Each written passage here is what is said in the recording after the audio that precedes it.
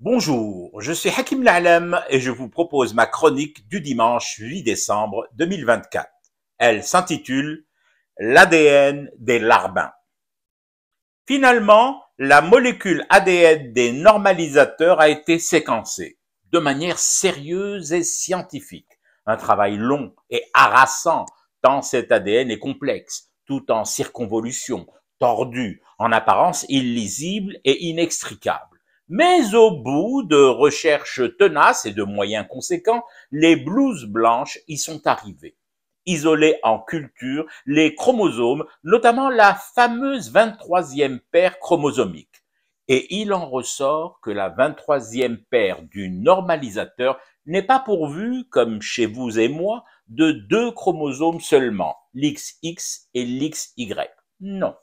Ce séquençage décrypte enfin une richesse insoupçonnée. Il révèle en vrac, dans un beau bordel schizophrénique, une gamelle pleine de spécificités.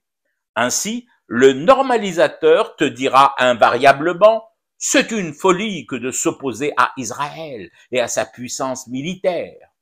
Le normalisateur te fera remarquer, avec toute la force de son index pointé vers toi, c'est de l'inconscience que de se fâcher avec le voisin de l'Ouest. Nous sommes frères, que diable!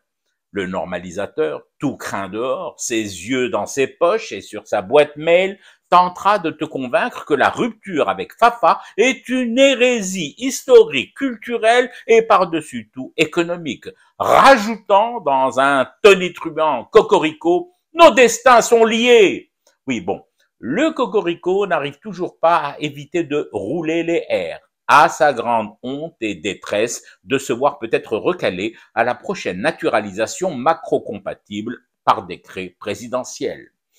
Le normalisateur manque s'arracher les cheveux, pas les siens, mais ceux de Marianne et de la Statue de la Liberté, en couple pour la circonstance, lorsqu'il t'entendra critiquer les États-Unis et le sionisme décomplexé des cabinets Biden et Trump, eux aussi paxés par un rabbin de Brooklyn.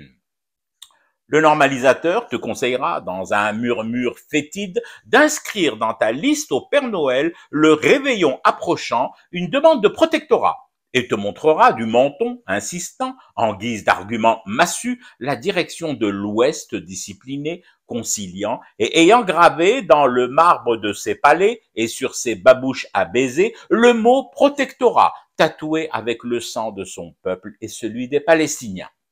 Le normalisateur t'assènera en guise de diagnostic de Dr. Is No Good. Tu sais, au final, il ne sert à rien de faire ta tête dure de désédien. D'abord, parce que ça te donnera des maux de tête, une forte migraine. Ensuite, parce que ta tête a tout de même autre chose à faire que de réfléchir par elle-même. Et enfin, pense aux délices des temps à venir qui te verront, une fois toi aussi normalisé, utiliser ta langue souple et agile à un tas de choses auxquelles tu prendras vite goût. C'est là, à ce moment précis, que j'ai décroché du rapport de séquençage de cette molécule ADN des normalisateurs. J'en ai brutalement refermé les pages et jeté ce pavé de toutes mes forces le plus à l'ouest possible. Ma langue. Mais enfin, ma langue est génétiquement rattachée à mon nez.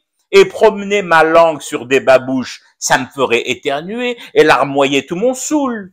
Et puis les microbes. Vous y avez pensé, vous, aux microbes? Passer ma langue sur le cuir de babouches qui auront traîné partout dans les grands magasins et les rues de Paname?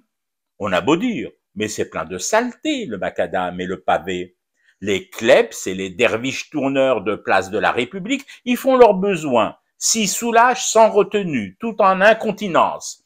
Je vais finir avec une scène hypertrophiée, gonflée par les boutons.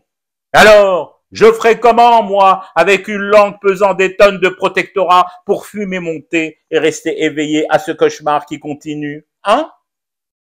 C'était Hakim La'alam, je vous retrouve demain pour une autre chronique et une autre façon de dire son amour à l'Algérie.